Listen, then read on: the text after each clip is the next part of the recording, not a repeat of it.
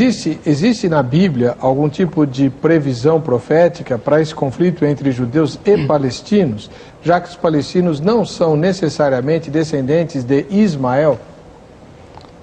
Sim, com certeza. Mas antes da gente entender isso de forma mais clara, temos que dar pelo menos duas bases, bíblica e histórica, para a gente formar um enredo aqui e entender claramente, à luz da palavra, aquilo que nós estamos debatendo essa noite. Primeiro, está lá em Gênesis 16, quando nasce Ismael, da relação de Abraão com a serva egípcia Agar. Conforme Ismael cresce, Deus abre o ventre de Sara e nasce então Isaac. E já há então uma rivalidade entre Ismael e Isaac, ainda crianças, nessa disputa. Então o pai, sem saber o que fazer, como é que vai defender um filho em detrimento do outro? E Deus fala, não se preocupe com Ismael, eu vou cuidar dele, lança ele fora, ou seja, que ele saia, e que eu vou sustentá-lo e vou suprir as necessidades dele, e vou fazer dele uma grande nação.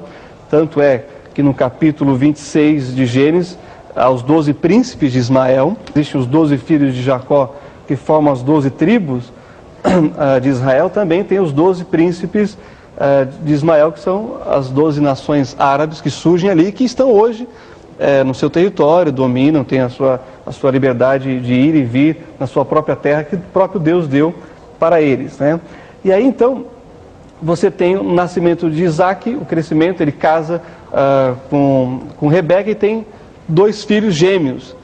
E quando a gente vai para Gênesis 25 também, nós encontramos esses 2 filhos brigando dentro do ventre materno, que é Esaú e Jacó. E Deus fala que dali vai nascer 2 nações e que a mais forte, a maior, servirá a mais fraca, que é o menor.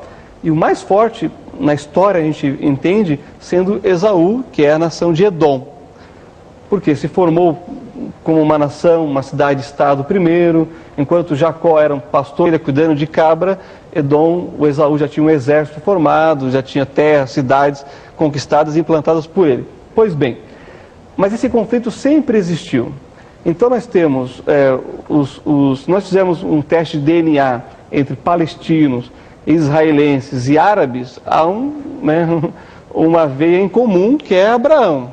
Então eles são parentes, eles são irmãos, primos, tem ali uma mistura realmente genética entre esses povos aqui identificados. A grande questão aqui, talvez que surge, que aí nós vamos entrar um pouco também na história, além da base bíblica, são os filisteus, da onde vem o nome Palestina. Então é muito errado dizer que a terra onde estão os judeus é a terra da Palestina, porque não é. Biblicamente, historicamente, é a terra de Canaã, que Israel passou a possuir. A terra dos filisteus é aquela faixa litorânea que pega a faixa de Gaza e a cidade de Ashdod, e Gaza, e Ecrom, e Gat, que são cidades dos filisteus. Agora, quem são os filisteus à luz da Bíblia? Os filisteus são os povos do mar, ou seja, os filisteus estão ligados com a ilha de Creta, com as ilhas gregas, ali na Ásia Menor. Esses são os filisteus, que sempre fizeram intercâmbio com Canaã, sempre negociaram, porque é um povo marítimo, é um povo de comércio. Então, na época de Abraão, tinha um grupo remanescente de filisteus lá, muito influente e próspero, né? Mas quando Troia cai, e aqui nós temos também acho que é bem interessante falar sobre isso, quando os gregos invadem Troia, os troianos invadem as ilhas dos filisteus, que então, fugindo dos troianos, que eram superiores a eles, eles vão tentar a vida na Canaã, na terra de Canaã, que já é de Israel, aliás, que é a terra de Canaã ainda, nos cananeus, jebuseus e heteus, e aí vai, como a Bíblia mesmo menciona, e eles tentam também dar o golpe no Egito, porque os hebreus acabaram de sair do Egito e desestabilizando a nação. Então os filisteus tentam entrar no Egito, e como eles são dispersos pelos egípcios, uma vez que os hebreus estão fugindo para um lado e os filisteus estão tentando entrar pelo outro, Faraó concentra a força dele em defender a terra dos invasores. Então esses filisteus que não conseguem entrar no Egito, e isso a história secular registra vastamente, com gravuras, com pinturas muito interessantes, eles fazem o caminho que eles conheciam, em Canaã. Eles vão e se instalam em Canaã. Tanto é que quando Israel começa a conquistar a terra depois de 40 anos, a última nação, o último povo mais forte e resistente é os filisteus, que tinham o domínio do ferro, inclusive. A Bíblia diz que os israelitas levavam seus enxadões e machados para serem afiados pelos filisteus, que tinham o domínio do Gia e também eram ourives e tudo mais. Bom, nesse contexto, então, bíblico e histórico, nós vamos entender que esse nome aparece, o nome Palestina, que inclusive um palestino hoje, lá da faixa de Gaza ou da Cisjordânia, não consegue pronunciar, porque vem do latim Palestine, só que não existe o P no árabe, então eles falam Palestine. Quer dizer, agora, Palestine vem da palavra hebraica que quer dizer invasor. Então nós estamos entendendo essa questão. Bom, só para resumir a história aqui de alguns milênios, né, em alguns minutos, ou talvez até segundos, se eu conseguir. Esses filisteus se estabelecem, o reino de Israel se estabelece, Davi, Salomão e os seus descendentes entram em confronto com esses filisteus e os expulsam. No ano 600, com Nabucodonosor conquistando Canaã, conquistando Israel, na verdade, já agora estabelecido como reino de Israel, dividido em Israel, reino do norte e reino do sul, Nabucodonosor elimina todo vestígio de filisteus. Os filisteus deixam de existir como grupo étnico, como povo, com característica. Todos os seus 3 deuses são derrubados e vencidos completamente. Com a ajuda dos edomitas, que são os descendentes de Esaú, e inimigos de Israel, que se aliam a Nabucodonosor para conquistar Judá.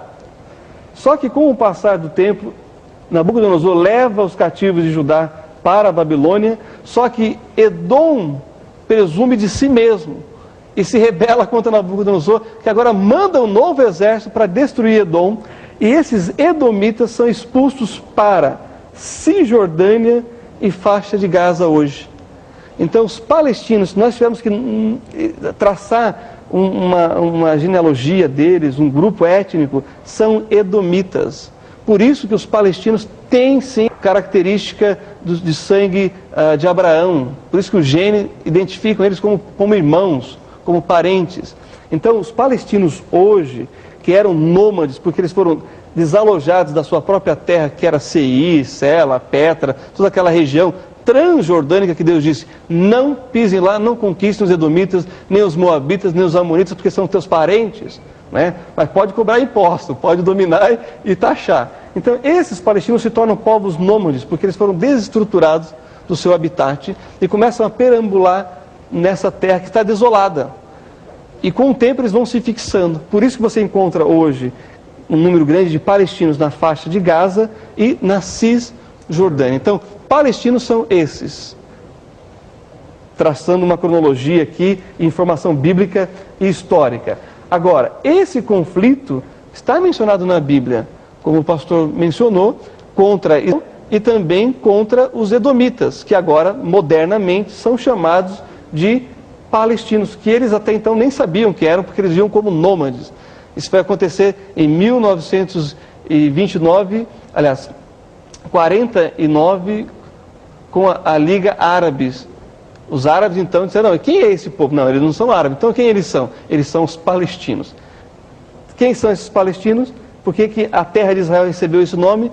Porque em 135, com a última revolta do judeu, em que Bar Kokhba, um judeu que se dizia Messias, foi derrotado pelo império pelo exército do imperador Adriano, ele muda o nome de Judá ou Judeia para Palestina, que são os eternos inimigos de Israel, né, dos judeus. E muda o nome de Jerusalém para Hélia Capitolina. É uma tentativa de tirar a associação do povo com a terra. Só que os judeus sempre estiveram lá, não como autônomos e soberanos sobre a sua terra, mas como vassalos e dominados pelos impérios que sucederam ao longo da história. Então, esse é o plano assim, bíblico, histórico, deste lugar onde há esse conflito que a Bíblia fala e dá base, que vai durar até que o Messias volte.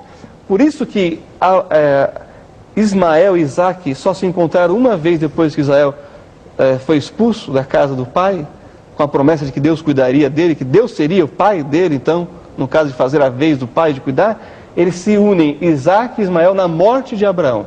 Ou seja, só há paz, só há entendimento entre judeus, árabes e os palestinos, os antigos edomitas, na morte, na redenção, no resgate de Jesus, que é o judeu. Mas que, promessa para Abraão, serão benditas em ti, em Abraão, todas as famílias da terra. Isso inclui árabe, isso inclui também os palestinos e os judeus e nós brasileiros aqui. Graças a Deus.